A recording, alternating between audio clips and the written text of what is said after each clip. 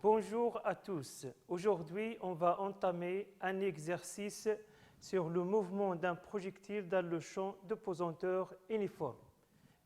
Comme vous le savez, un projectile, c'est un corps solide. Ce mouvement est près de la Terre et lancé avec une vitesse initiale V0. Passons à l'exercice. L'exercice traite le mouvement d'une balle de tennis dans un champ de pesanteur uniforme. Le tennis est un sport qui a des règles codifiées en simple mesure. Il est pratiqué par deux joueurs dont l'un se trouve dans une zone A et l'autre dans une zone B. Les deux zones ont chacune une longue aile et sont séparées par un filet. Au cours du match, chaque joueur tente de faire tomber la balle de tennis dans la zone de l'adversaire. On étudie le mouvement du centre d'inertie G d'une balle de tennis dans le repère orthonormé OIK, lié à un référentiel terrestre que l'on considérera comme galiléen. Le joueur se trouvant dans la zone A tente de faire passer la balle au-dessus de son adversaire, se trouvant dans la zone B, à une distance D du filet. Pour cela, il renvoie la balle à un instant choisi comme origine des dates t est égal à 0 du point O avec une vitesse initiale V0 qui forme un angle alpha avec l'horizontale. Le point O se trouve à une distance D du filet et à une hauteur PTH de la surface du sol. Voilà les données. La première question, établir l'expression numérique z est égale à f de x de l'équation de la trajectoire du centre d'inertie G. La deuxième question, c'est est-ce que le joueur peut intercepter la balle dans cette situation? Troisième question, montrer que la balle tombe dans la zone B. Et la quatrième question, on va déterminer les coordonnées du vecteur vitesse de G. À l'instant où la balle frappe le sol, on déduire la direction par rapport à l'horizontale, sa direction par rapport à l'horizontale. La cinquième question, déterminée par le même angle alpha, 45 degrés, les deux valeurs limites de la vitesse initiale V0 avec laquelle le joueur doit renvoyer la balle du point O pour que la balle frappe le sol dans la zone B, en passant au-dessus de l'adversaire situé dans la même position indiquée dans la question 2. Voilà le schéma. Donc, la balle est lancée à partir de E avec une vitesse V0 faisant un angle alpha avec l'horizontale. À t est égal à 0, la balle est lancée de haut. Le filet se trouve à une distance D de haut. Et voilà l'adversaire. Sa raquette, l'extrémité séparée de la raquette est à une distance H de la surface du sol. Passons maintenant à la solution.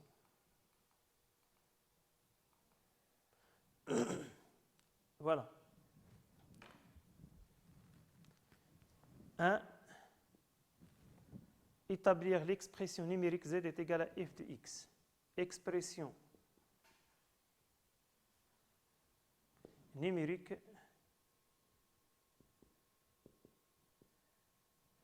z est égal à f de x.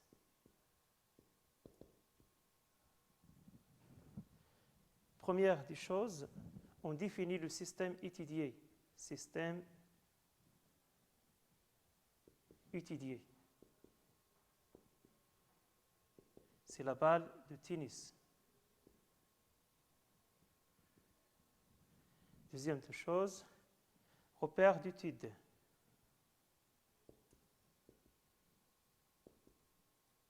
C'est le repère R ou IK, supposé galiléen.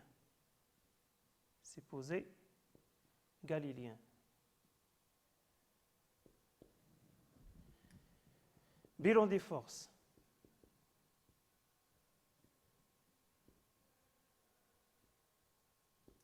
La balle de tennis est en chute libre, donc la seule force appliquée à la balle, c'est P, son poids. Appliquons deuxième loi de Newton.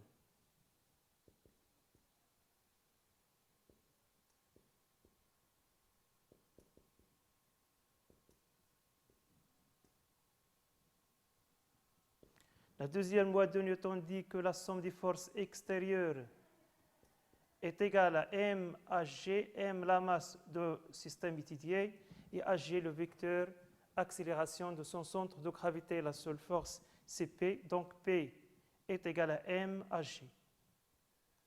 Et comme P est égal à mg est égal à m à g, en simplifiant par m, on déduit que AG est égal à G. Voilà la relation vectorielle. Maintenant, on va projeter cette relation sur les axes projection sur l'axe OX. On projette sur l'axe OX, AGX devient GX. Et puisque GX est perpendiculaire, puisque G est perpendiculaire à I, donc Gx est égal à 0. Et par suite, donc, le mouvement de la balle suivant l'axe OX est rectiligne uniforme. Donc, s'il est rectiligne uniforme, on peut écrire que Vx de t est égal à V0x et x de t est égal à V0x fois t plus x0. Or, V0x est égal à V0 scalaire I. Et comme V0 forme un angle alpha avec I, donc V0x est égal à V0 cos alpha. Et x0 est égal à 0, car à t est égal à 0, la balle est lancée à partir du haut, du point haut. D'où les deux équations suivantes. Vx de t est égal à V0 cosinus alpha et x de t est égal à V0 cos alpha fois t. Voilà la première équation. Voilà la deuxième équation. Faisons maintenant la projection sur l'axe OZ. Projection sur l'axe OZ. On a AGZ est égal à G scalaire K. Puisque G et K ont deux sens opposés et même direction, donc est égal à moins G. Donc on peut conclure donc le mouvement de la balle suivant cet axe, c'est-à-dire suivant l'axe OZ, est rectiligne uniformément varié. Et par suite, on peut écrire que Vy de t est égal à moins G fois t plus V0y, et Y de t est égal à moins 1 demi G t au carré plus V0YT plus Y0. Voilà. On a à t est égal à 0, Y0 est égal à 0 et V0Y est égal à V0 scalaire K qui est égal à V0 sinus alpha. D'où on aura Vy de t est égal à moins G fois t plus V0 sin alpha et Y de t est égal à moins 1 demi G t au carré plus V0 sin alpha fois t. Voilà les deux équations. C'est l'équation numéro 3 et cette équation numéro 4.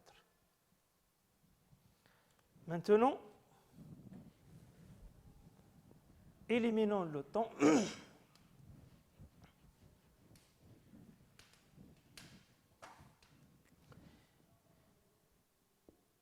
Éliminons le temps entre x de t et y de t pour trouver l'équation de la trajectoire. Donc, on a x de t est égal à v0 cos alpha fois t, ce qui donne que t est égal à x sur v0 cos alpha. Voilà, c'est l'équation 5. En remplaçant 5 dans 4, dans l'équation 4, établie précédemment, on déduit que z est égal à moins 1 demi g x sur v0 cos alpha au carré plus v0 sin alpha x sur v0 cos alpha. Donc en simplifiant, z devient moins g fois x au carré divisé par v0 au carré cos au carré d'alpha plus v0 se simplifie avec v0 plus sin sur cos c'est tangent d'alpha fois x. En faisant l'application numérique, z est égal à moins 9,8. On a v0 dans l'énoncé, c'est 13 au carré. Cos de 45, cos 45 au carré, fois x au carré, plus tangente de 45 fois x. En faisant le calcul, on trouve que z est égal à 0,058 x au carré plus tangente de 45, c'est 1 plus x. Voilà l'équation numérique z est égal à f de x. Passons maintenant à la question numéro 2. Sachant que le joueur se trouvant dans la zone B tient sa raquette dans une position verticale et que l'extrémité supérieure de la raquette se trouve dans le plan du mouvement à une hauteur h est égale à 3 mètres de la surface du sol, est-ce que le joueur peut intercepter la balle dans cette situation?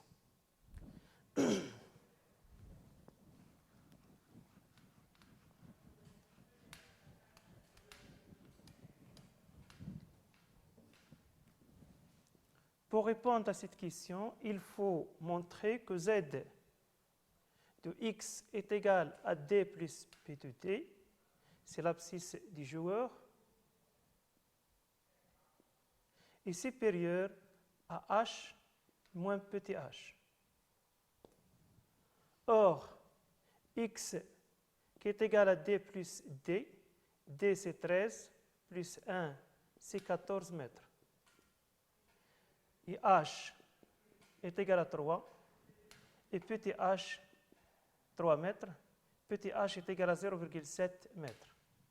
Calculons maintenant z de x est égal à 14 mètres. En faisant le calcul, c'est moins, ici il y a un moins, c'est moins 0,058 fois 14 au carré, plus 14, qui est égal, en faisant le calcul, c'est à peu près égal à 2,63 mètres. Or, h moins petit h est égal à 3 moins 0,7 est égal à 2,3 mètres. On a bien z de x est égal à d plus petit d est supérieur, c'est la fonction, c'est f de x, est supérieur à h moins h. Donc, le joueur B n'intercepte pas la balle du joueur A. Voilà. Passons maintenant à la question numéro 3. Montrez que la balle tombe dans la zone B. Troisième question.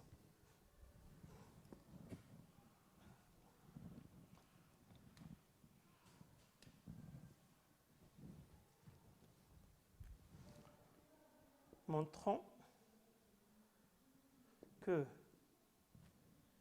la balle tombe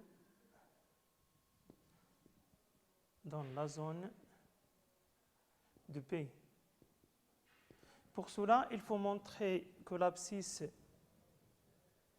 de la balle, lorsqu'elle tombe dans la zone de B, XP, doit être supérieure à l'abscisse du joueur B qui est D plus petit d, et supérieure à la largeur de la zone B, supérieure à la distance à l'extrémité de la zone B qui est à une distance de, voilà le schéma, à une distance de D grand D plus petit l, plus grand L.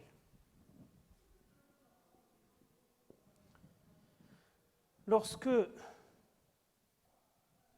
la balle tombe dans la zone de B, on aura Z de X est égal à XP est égal à moins H. En remplaçant, il sera moins 0,058 XP au carré plus XP est égal à H, c'est 0,7 moins 0,7.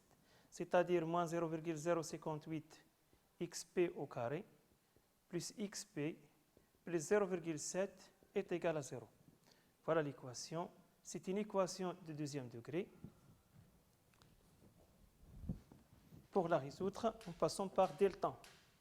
Donc delta est égal à 1 au carré moins 4 fois 0,7 fois moins 0,058 qui est égal, en faisant le calcul,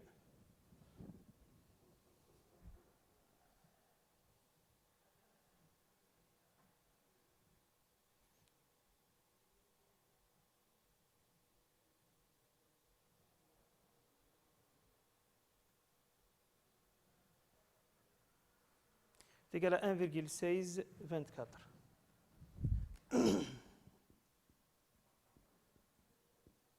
Donc delta est supérieur à 0, il admet deux solutions. X1 est égal à moins 1 plus la racine de delta, c'est-à-dire la racine de 1,1624 divisé par 2 fois moins 0,058. Et la deuxième solution, x2 est égal à moins 1 moins la racine de delta, c'est 1,1624 divisé par 2 fois moins 0,058. En faisant le calcul, on trouve x1 est égal à moins 0,67 et x2 est égal à 17,9. Voilà. Et donc, x1 est inférieur à 0 à exclure. Voilà. Donc, on peut écrire que xp est égal à 17,9 mètres. On a bien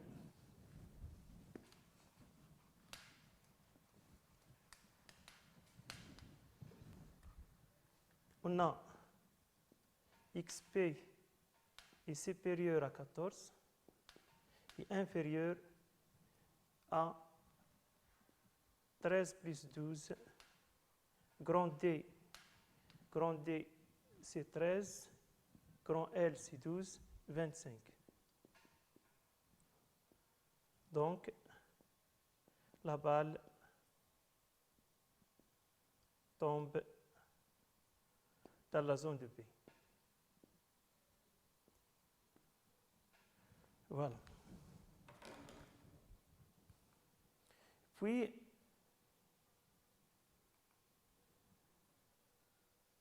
nous avons montré que la balle tombe dans la zone de B. Quatrième question. Déterminer les coordonnées des vecteurs vitesse de G à l'instant où la balle frappe le sol. 4. Les coordonnées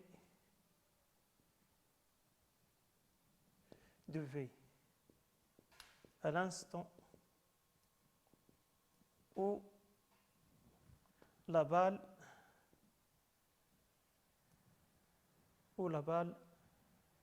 frappe le sol. Donc, on a déjà V, en général V, Vg, est égal à Vx de t fois I, plus Vy de t fois J, fois K. Et Vg, en général, c'est Vx de t au carré, c'est la racine, plus Vy de t au carré, la racine carrée. Lorsque la balle frappe le sol, à l'instant où la balle frappe le sol, on a x est égal, on a déjà calculé, 17,9 mètres. C'est xp. Or, xp est égal à V0 cos alpha fois t. Donc, on peut calculer Tp. Tp est égal à xp divisé par V0 cos alpha. Application numérique, Tp est égal à xp, c'est 17,9 divisé par 13 fois cosinus de 45. En faisant le calcul.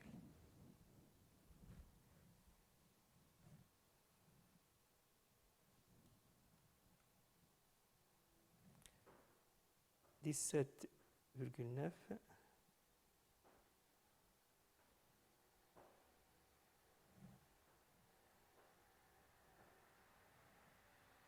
c'est 1,94.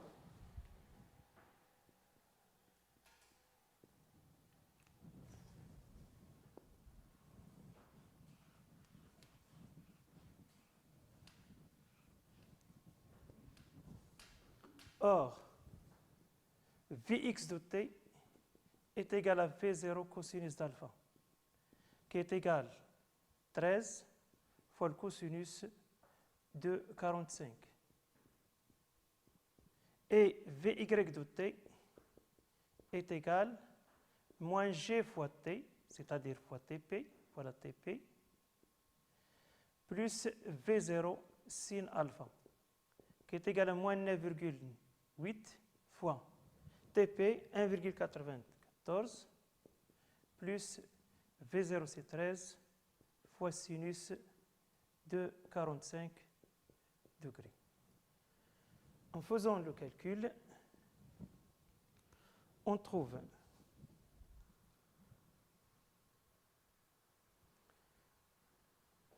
(13)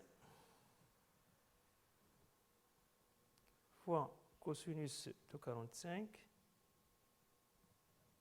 c'est 9,19.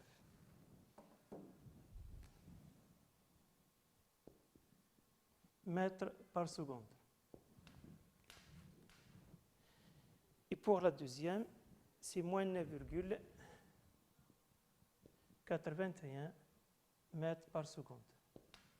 D'où V est égal à 9,19 au carré plus moins 9,81 au carré, la racine carrée, qui est égal,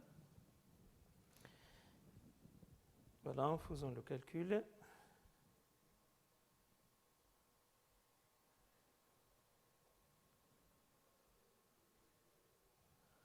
c'est 9,19.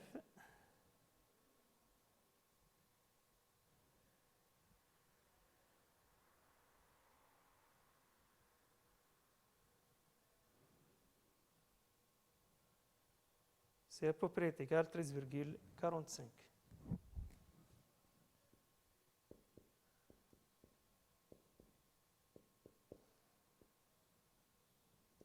Et voilà, la vitesse détermine les coordonnées du vecteur vitesse de G à l'instant où la balle frappe le sol, en déduire sa direction. Voilà les coordonnées de la vitesse. Voilà la vitesse. Maintenant, on va déterminer la direction. On a V scalaire I en général est égal à Vx I plus Vy K fois I. Voilà. Or, V scalaire E, c'est V, la norme de V, déjà calculée, fois cosinus entre V et I, c'est cosinus de bêta, plus est égal Vx I scalaire E, c'est 1, c'est Vx. Voilà, voilà le point de frappe, voilà la vitesse, V, l'angle bêta, c'est ici.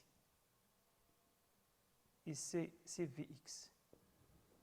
Donc, bêta est égal à cosinus moins 1 de Vx sur V, qui est égal à cosinus moins 1. Vx est égal à 9,19 divisé par V, c'est 13,45. Donc, bêta est égal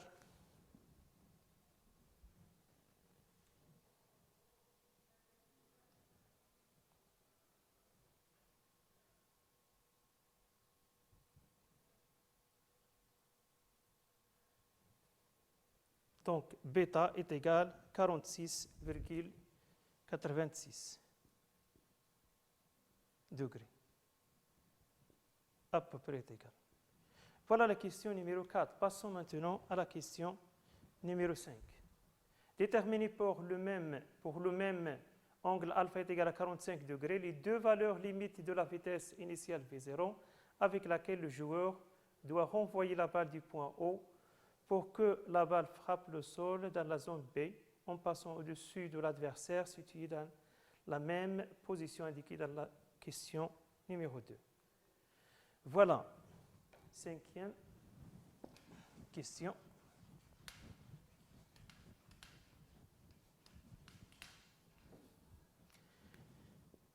Déterminons les deux valeurs limites de la vitesse V0. On a déjà trouvé l'équation de la trajectoire. On a dit que Z est égal à moins 1,5 G x au carré sur V0 au carré cos au carré d'alpha plus tangente de alpha fois x. En faisant l'application numérique, Z est égal à moins 9,8 divisé par 2 fois V0 au carré. Or, cosinus de 45, c'est racine carrée de 2 sur 2 au carré fois x au carré. Tangente de 45, c'est 1, c'est x. Donc, Z sera moins 9,8 divisé par racine de 2 sur 2, c'est 1,5 fois 2, c'est 1. Donc, V0 au carré, x au carré plus x. Donc, Z moins x est égal à moins 9,8 fois x au carré divisé par V0 au carré. Donc, V0 au carré sera est égal à moins 9,8 x au carré divisé par z moins x, qui est égal à 9,8 fois x au carré divisé par x moins z. Donc, on peut écrire que V0 est égal à 9,8 fois x au carré divisé par x moins z, et avec x doit être supérieur à z.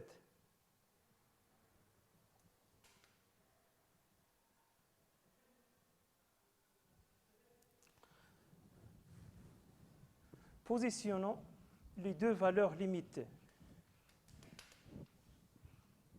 Les deux valeurs limites, par exemple, V0 pour V0 limite 1 pour V0, 1, on aura x est égal, c'est l'adversaire ici, x est égal à grand D plus petit d. D plus petit d est égal à 14 mètres. Et z est égal. Z, c'est cette valeur limite de ce point à ce point. C'est la valeur limite. C'est h moins petit h qui est égal à 3 moins 0,7 est égal à 2,3 mètres. Pour la deuxième valeur V02, on a, dans ce cas x, la limite de x, c'est de ce point à ce point, c'est-à-dire grand D plus grand L, est égal à 13 plus 12 est égal à 25 mètres. Et Z est égal à combien? Lorsque la balle tombe, est égal à moins H. C'est-à-dire Z est égal à moins 0,7 mètres. Et faisons le calcul. Donc V01 sera 9,8 fois x 14, 14 au carré, divisé par x, c'est 14, moins 2,3, la racine carrée. Et V0 limite 2 sera la racine carrée de 9,8 fois x, c'est 25 au carré, divisé par 25 moins 0,7. Faisons le calcul.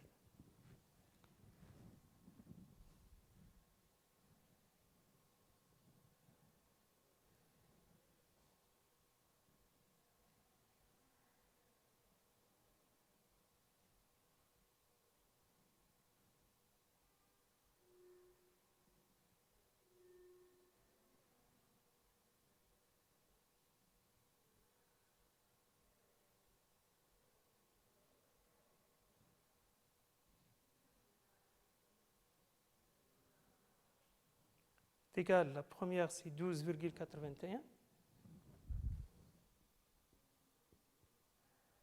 mètres par seconde, et la deuxième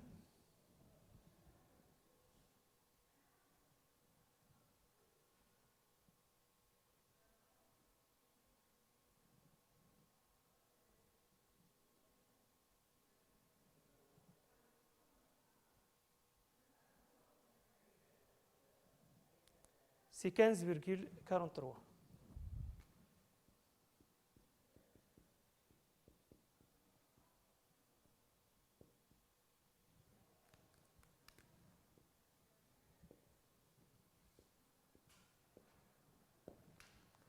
Et voilà, nous avons terminé cet exercice. À bientôt et bon courage.